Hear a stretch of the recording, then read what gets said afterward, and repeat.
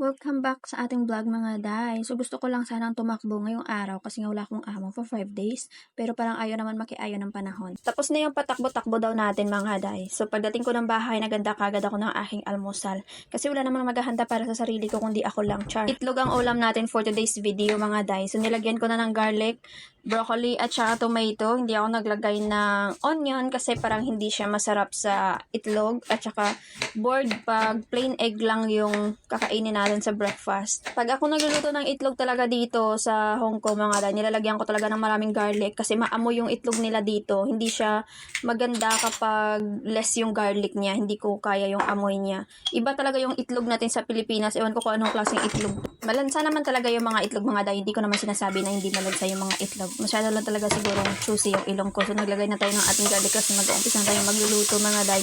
At saka yung tomato natin at saka yung ating broccoli. I-mix-mix na natin ng kaunti. Hindi naman ito yung usual na luto ng itlog natin. Usually kasi gusto natin ng sunny side up, yung fried egg. Pero yung sunny side up, yun yung pinaka-ayaw na ayaw ko sa lahat kasi ayaw ko ng egg yolk na hilaw.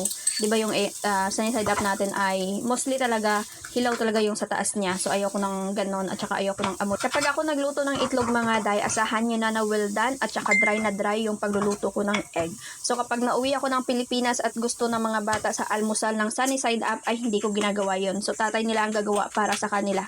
Ito na yung ating finished product mga day sa pagluluto ng itlog. O so tingnan nyo naman yung pagluluto ko, muntik na yung masunog. Kasi nga, diba, dry na dry talaga yung itlog natin at hindi ako naglalagay ng maraming oil. Happy tummy!